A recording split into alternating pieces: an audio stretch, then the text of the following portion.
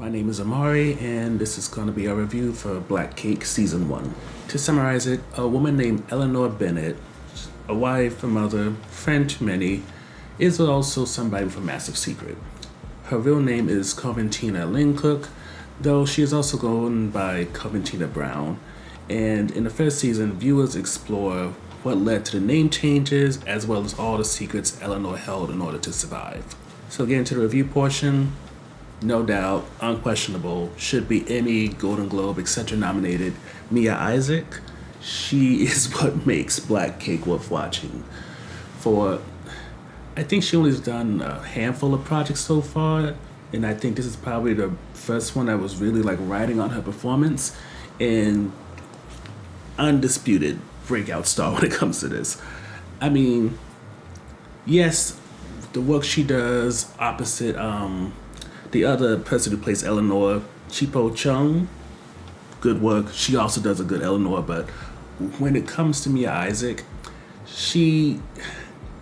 while she's in the show as a good scene partner, I feel like the season as a whole, her pieces kind of eclipsed everything that was going on in modern times, to the point where when it was clear we had to learn more about Eleanor's future children, Byron and Benny, it kind of made you sigh, roll your eyes, because everything was just off.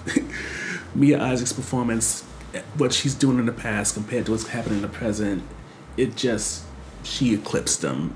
And while we'll go more into why in a moment, but again, truly, Isaac is probably going to become, assuming her agency and all her choices go right, could definitely become Zendaya level or even surpass her, depending on, again, her choices.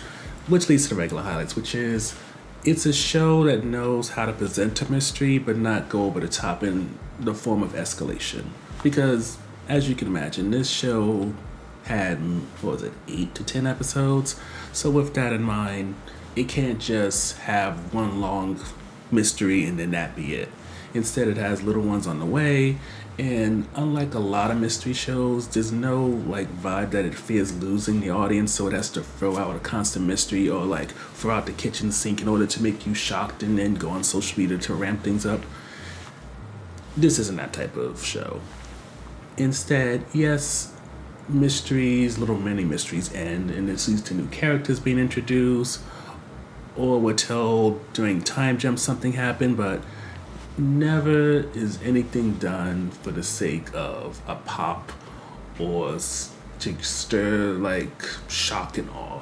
It's very much about, being that Eleanor kept a lot of secrets, of course she's going to skip over things and then come back to them, especially since it's made very much clear that Eleanor is mainly telling her story because she's on her deathbed.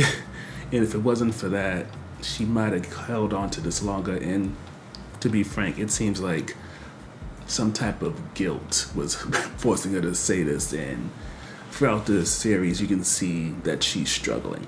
Which leads to the last highlight, which is a character named Mabel and the older version of a character named Bunny.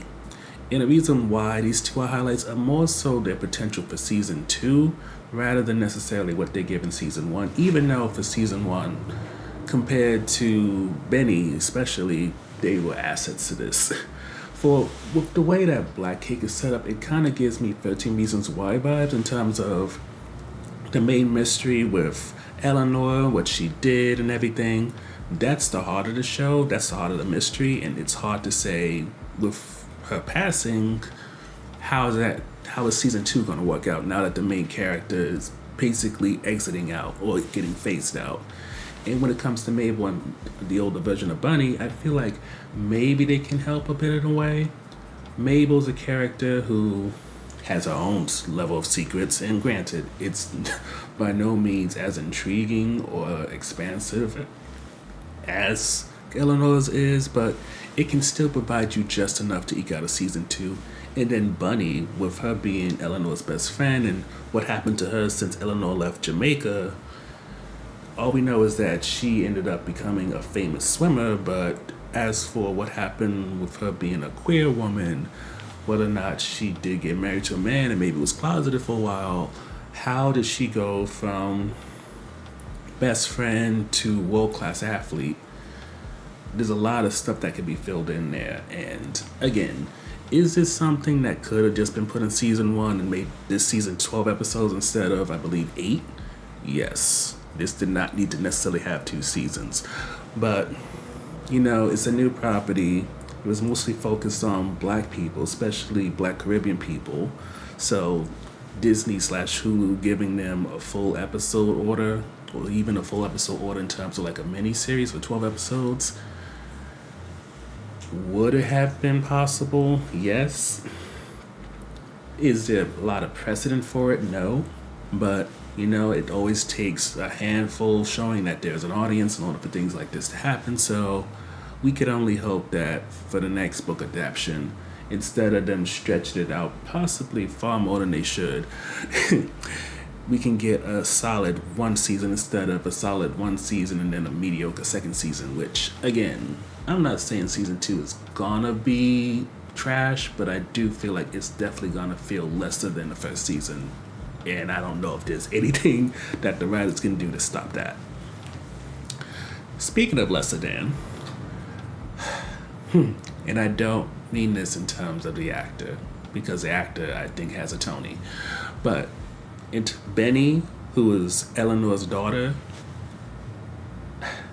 at best, she's a character you love to hate because she's a brat. And yes, she's a brat who is first-generation American, so you understand there's some issues that she's going through. Her parents expect so much out of her, especially because of what they've been through. And unlike her brother Byron, she is not someone who's headstrong, steadfast, sticks to something even when it gets hard and maybe she doesn't like it. Benny is the type who, as soon as things get challenging, she's like, not for me. I'm not doing that no more. And that goes from cooking, because she was going to become a professional chef, and even to a point her art career is like that. But while in a way you can understand the pressures of being a first generation American, being someone in their 20s, maybe even 30s, and not knowing what you want to do and not want to get stuck and not wanting to get stuck on autopilot, then comes her trying to make it seem like her parents were the worst people ever. Trying to make her father seem homophobic, her mom seem overbearing or something like that. And the problem with this show is it doesn't show that to us. So all it does is just make Benny look bad. And it comes to a point where you really get sick and tired of seeing Benny on screen. And even in terms of Benny having a storyline when she's in an abusive relationship, it becomes something that is sad to see, of course, but it's also like, it feels like you're trying to make us feel bad for her, even though she's such an ass. So it's difficult to really feel like at the end of the season that she's balanced and not still this character who you hope so badly, with all that Mabel can offer the 2nd season and also the older version of Bunny. It's hard to not hope that, like Eleanor pretty much has to get phased out, hopefully Benny joins her. Which leads to Byron, who is Benny's older brother. The issue with Byron is that his storyline doesn't really kick up until the end. He was the good kid in many ways, and also, I guess the issue with Byron for us is that because Eleanor's mystery is just so big, it's also a bit overbearing to the point where for other actors, unless you are integral to telling that story, like Bunny is in terms of Eleanor Coventina's escape from Jamaica, or in terms of Mabel, since Mabel was her secret child and there's a lot of issues regarding that, it makes it hard for you to really shine in this show. And Benny, with her trying to be anti the person who makes the show watching, easily got steamrolled. And then with Byron, while he's not anti his mom, and he has cute little moments with her, the problem is, as an individual, his storyline just isn't up to par. Between his relationship long-term relationship with this woman Lizette, which doesn't really get, developed much until the end, to the point where you kind of question the beginning. Oh, are they married? Are they not married? What's going on there? Until she drops a bomb on him toward the end of the season. And then you have him being, I believe, a marine biologist or something like that, which naturally is not something that's like gonna drum up much interest. But then with the main focus being how he's dealing with like microaggressions and stuff like that, but the show doesn't really build up on that again until the very end and set it up for season 2. I really feel like when it comes to Byron and Benny, if I was to be fair, they just couldn't compete with the main storyline, whether you're talking about Mia Isaac's part, which pretty much eclipsed everybody, or even in terms of the older Eleanor telling her stories and everything. It's just that whole mystery made it so, beyond their storylines being secondary, they just felt like filler at times. And because of that, it was hard to really get into them, much less invested.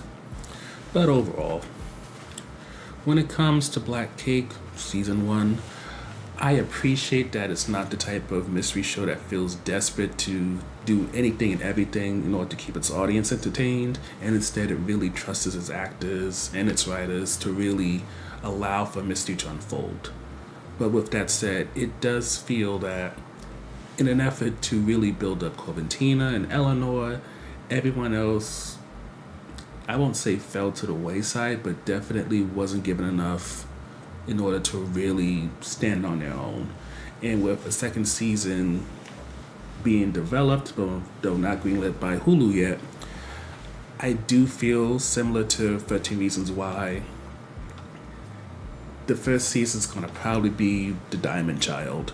And from there, it's only going to get progressively bad, depending on how many seasons this tries to do, as it loses its main star and then tries to bolster up all the people who, in the original season, you wasn't that jazzed about, or who had potential, but certainly didn't need a whole season in order to expand on it.